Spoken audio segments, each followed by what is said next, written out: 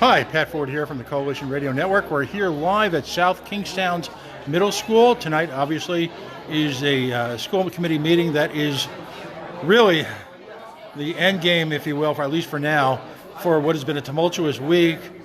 Issues of racism, issues of curriculum have mixed in a school environment in Rhode Island that is, well, tumultuous at best. Joining me right now outside of the school, bear with us, signal issues are not so great here, is, of course, the chair, if you will, of the Rhode Island Republican Party, Sue Cienki. Sue, thanks for joining us tonight.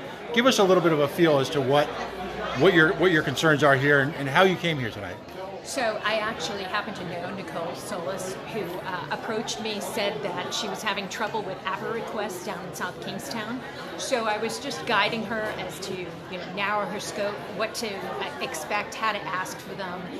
Her initial request was she just really wanted a copy of the curriculum in South Kingstown, which every parent is entitled to.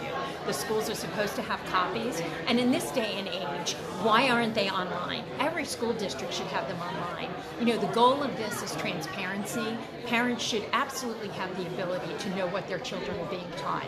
So it started out that way, and actually the school committee chair in South Kingstown told Nicole, file an APRA request, which she did. And tonight, now they want to discuss whether or not they're going to sue her over her number of APRA requests. Well, in the current state law, there is no limitation to how many APRA requests anybody can file. Right.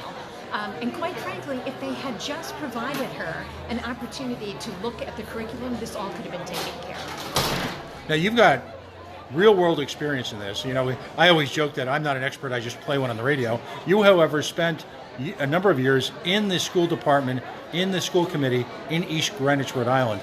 Tell us a little bit about that experience and how open, if you will, is, as we say in Rhode Island, EG. Well, quite frankly, when I was the chair of the school board in East Greenwich, we did have a number of people that would ask us for information through APRA requests. When I came in, we happened to be in a teacher contract dispute, so there were people that wanted information. At that time, there were members that worked for us, people that worked for the school department that would say that they were being overwhelmed. And my response to all of them was, you are a public servant. They are members of the public. You work for them. Give them whatever they want. There are very few and limited exceptions to what the public cannot see. Most of it has to do with an ongoing legal dispute, but everything else should be open and transparent. I was happy to say that anybody that asked us for anything, we would give it to them. And that's the way it should be. Don't we yearn for the days when parents are concerned about curriculum? For overstating the obvious, isn't curriculum the lifeblood of an academic institution? Yeah, and I think the good news about COVID-19, quite frankly, is that parents were paying more attention. So many of the students were learning online, they were zooming into classes, and parents had to be there. So they were actually partaking in their students' lessons. So therefore, I think that that's probably a good thing, that parents were paying more attention to what their students were learning in school.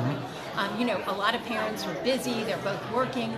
They're not sitting down at dinner asking, hey, what did you do in school today? What did you learn? And they're left to the periphery. This past year, I think a lot of parents got involved exactly what is being taught in the schools. And that is a really good thing. Final question, again, Sue Cienki, she's the chairperson, if you will, of the Rhode Island Republican Party. Schools have evolved, haven't they? Really, we're not talking about parents anymore. Aren't we really talking about customers? Well, they're taxpayers, and every taxpayer has a right to know how their money is being spent. Every single one of them. So they are the customers. You are providing a service to them. They are paying for you. Therefore, they're entitled to know exactly what is going on in the schools, as is every other community member. It's not just parents. What is our next generation being taught? And they have the right to ask those questions. The fact that Nicole was shut down here and they weren't giving her information is outrageous. Everything can be handled digitally these days, so that information should have been provided. Excellent. Sue, thanks for joining us. I know it's a hectic night. Thank you. And I look forward to hearing from you in the future on this issue. While this may be the big meeting that people are building up for the week, really, some would say the battle has just been enjoined, hasn't it? Yes. people have to pay attention to what is going on, particularly in the schools. Great. This is our future. All right, thanks for joining me. I appreciate it. Thanks, Matt. Thanks.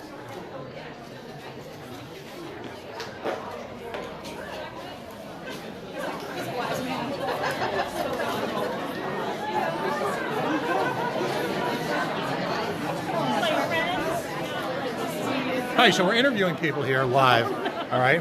And we're just sort of getting people's reactions to why they're here tonight. Just tell the folks who you are and where you're from and why you came here tonight. I'm Jennifer Moffat. I'm actually from Warwick, so I'm not from South Kingstown, but this is an important topic for every single parent in this entire state. Even though my kids have grown and they're no longer in school, we may have grandkids coming along soon. So this is an important topic. Openness and fairness in school information is tantamount. I mean, we need, as parents, we should have full and complete access to what our kids are learning, what they're being taught, what their curriculums are.